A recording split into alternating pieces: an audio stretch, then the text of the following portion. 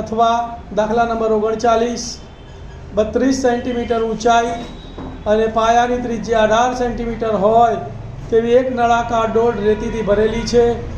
આ ડોલને જમીન ઉપર ખાલી કરી શંકુ આકારનો ઢગલો બનાવ્યો છે। જો શંકુ આકારના ઢગલાની ઊંચાઈ 24 સેન્ટીમીટર હોય તો ઢગલાની ત્રિજ્યા અને તિયર્ક ઊંચાઈ શોધો। ધ્યાન આપજો ભાઈ, આ નળાકાર રેતીની ડોલ છે, રેતીથી ભરેલી ડોલ છે જેની ઊંચાઈ 32 સેન્ટીમીટર છે અને ત્રિજ્યા 18 સેન્ટીમીટર છે। આ તમામ રેતીને અહીંયા જમીન ઉપર ખાલી કરીને શંકુ આકારનો ઢગલો બનાવેલો છે જેની ઊંચાઈ 24 સેન્ટીમીટર છે। ત્રિજ્યા શોધવાની છે અને ત્રાસી ઊંચાઈ શોધવાની છે, બરાબર। તો ધ્યાન આપજો, અહીં નળાકાર ડોલની ત્રિજ્યા સ્મોલ r બરાબર 18 સેન્ટીમીટર અને નળાકારની ઊંચાઈ h બરાબર 32 સેન્ટીમીટર। નળાકારના બંને માપ આપેલા છે। હવે બનતા શંકુની ઊંચાઈ તેને આપણે કેપિટલ h લઈએ તો કેપિટલ h બરાબર 24 સેન્ટીમીટર। શંકુની ત્રિજ્યા કેપિટલ r આપણે શોધવાની છે અને તિયર્ક ઊંચાઈ l પણ એની શોધવાની છે। ધ્યાન આપજો, નળાકાર ડોલની રેતીને ખાલી કરી શંકુ આકારનો રેતીનો ઢગલો બનાવ્યો છે તો બંનેના ઘનફળ કેવા રહેશે? સરખા। માપ કોનું શોધવાનું છે? શંકુનું। તો પહેલા કોનું ઘનફળનું સૂત્ર લખવાનું? શંકુનું। તો શું લખવાનું? માટે શંકુનું ઘનફળ બરાબર નળાકારનું ઘનફળ થાય। શંકુના ઘનફળનું સૂત્ર છે 1/3 પાઈ, એમાં કેપિટલ R અને કેપિટલ H લીધો છે તો 1/3 પાઈ r સ્ક્વેર h અને નળાકારના ઘનફળનું સૂત્ર પાઈ r સ્ક્વેર h, એમાં સ્મોલ r અને સ્મોલ h સામ સામે સરખે સરખું ઉડી ગયું એટલે પાઈ પાઈ ઉડી ગયા। કિંમતો મૂકું છું 1/3 ને 1/3 ત્રિજ્યા, તો શંકુની ત્રિજ્યા કેટલી આપણે શોધવાની છે? r સ્ક્વેર ને r સ્ક્વેર, h ઊંચાઈ છે 24 એટલે 24, તો શું લખવાનું?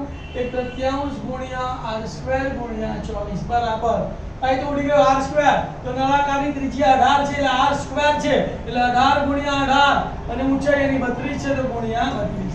કોને સૂત્ર કરતા બનાવીશું? r સ્ક્વેર ને। તો 18 ગુણ્યા 18 ગુણ્યા 32 તો એમના એમ 3 અહીંયા ભાગાકારમાં સામે જાય તો ગુણાકારમાં અને 24 ગુણાકારમાં સામે જાય તો ભાગાકારમાં। 3 8 24 અને 8 ચોક 32 એટલે અહીંયા કેટલા આયા? 4 અને અહીંયા 18 ગુણ્યા 18 એટલે આપણે પૂર્ણવર્ગ થઈ ગયા, 4 બી પૂર્ણવર્ગ થઈ ગયું।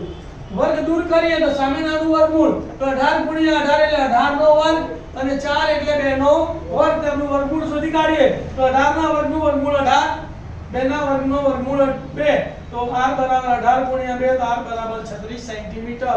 તો માટે શંકુની ત્રિજ્યા કેટલી છે? 36 સેન્ટીમીટર। હવે l શોધીશું તો તિયર્ક ઊંચાઈ l નું સૂત્ર આપણને ખબર છે, વર્ગમૂળમાં r square + s square. r કેટલો છે એનો આપણે શોધી કાઢ્યો 36, 36 નો વર્ગ, ઊંચાઈ એની આપેલી છે 24, 24 નો વર્ગ। ડાયરેક્ટ વર્ગ કરતા મેં શીખવાડેલું છે, ફરી શીખવાડી દઉં। પહેલા એકમનો વર્ગ કરવાનો, પછી એકમ દશક અને વર્ગનો ગુણાકાર કરવાનો અને પછી દશકનો વર્ગ કરવાનો।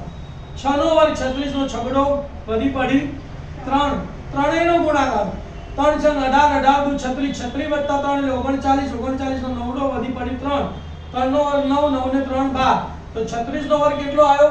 12 36। એટલે 24 નો વર્ગ 4 નો વર્ગ 16, 16 નો છગડો વધી પડી 1, ત્રણેયનો ગુણાકાર 2 ચોક 8 × 16 1, 17 નો છાતડો વધી પડી 1। હવે દશકનો વર્ગ 2 નો વર્ગ 4 ને 1 5 તો 576, બનો સરવાળો કરીએ 6 ને 6 12 નો બગડો વધી પડી 1, 9 ને 1 10 ને 7 17 નો છાતડો વધી પડી 1, 2 ને 1 3 ને 5 8 ને 1 ના 1 તો 1872। 1872 નું વર્ગમૂળ શોધતા આપણને આવડે નહીં તો શું કરવાના? એના અવિભાજ્ય અવયવો પાડી દેવાના। 1872 તો 2 આયા 936, 6 આયા એટલે ફરી 2 ચાલશે તો ફરી 2 આયા 468, 8 આયા એટલે ફરી 2 ચાલશે, 2 આયા 234, 4 આયા એટલે 2 ચાલશે તો 2 આયા 117। હવે 7 આયા એટલે 2 ભાગ ના ચાલે તો સરવાળો કરો 1 ને 1 2, 2 ને 7 9, 9 ને 3 વડે ભાગી શકાય એટલે 3 નો ઘડિયો તો 3 આયા 39 ને 13 તરી 39, 13 એકાતે તો બરાબર શું આવ્યું બોલો? તો l બરાબર વર્ગમૂળમાં 2 નો વર્ગ ગુણ્યા 2 નો વર્ગ ગુણ્યા 3 નો વર્ગ અને ગુણ્યા 13। હવે વર્ગમૂળ દૂર કરીએ તો 2 ના વર્ગ 2 ગુણ્યા 3 અને 13 નું વર્ગમૂળ ના નીકળે વર્ગમૂળમાં 13 તો 2 દુ 4 તરી 12 વર્ગમૂળમાં 13। તો માટે શંકુની તિયર્ક ઊંચાઈ 12 વર્ગમૂળમાં 13 સેન્ટીમીટર છે। વિદ્યાર્થી મિત્રો અહીંયા આપણું પેપર 4 પૂરું થાય છે। આશા રાખું કે તમે 4 પેપર ખૂબ સરસ રીતે ભણ્યા હશો અને જો આ 4 પેપરમાં જે પણ મેં તમને ટિપ્સ આપી છે એ ટિપ્સ તમે મોઢે કરજો, એના સૂત્રો મોઢે કરજો અને જે સ્ટાઇલથી મેં તમને દાખલા ગણાયા છે એ પ્રમાણે જો તમે દાખલા ગણશો અને સૂત્રો મોઢે કરશો ને તો તમે 100% મેથ્સમાં સારામાં સારું રિઝલ્ટ લઈને પાસ થશો. તમને 80 માંથી 80 માર્ક આપતા કોઈ રોકી નહીં શકે. ધ્યાન આપજો. એટલી સરસ રીતે મેં તમને સમજાવ્યું છે, નાનામાં નાનો પોઈન્ટ સમજાવ્યો છે. તો આશા રાખું કે આપ આ 4 પેપરના સોલ્યુશન જાતે કરીને ખૂબ સફળ થશો એવી મારી શુભેચ્છાઓ છે. Thank you, all the best. અને મારો વિડીયો બધાને શેર કરજો, મારી ચેનલને સબસ્ક્રાઇબ કરજો. ઓમ નમઃ શિવાય.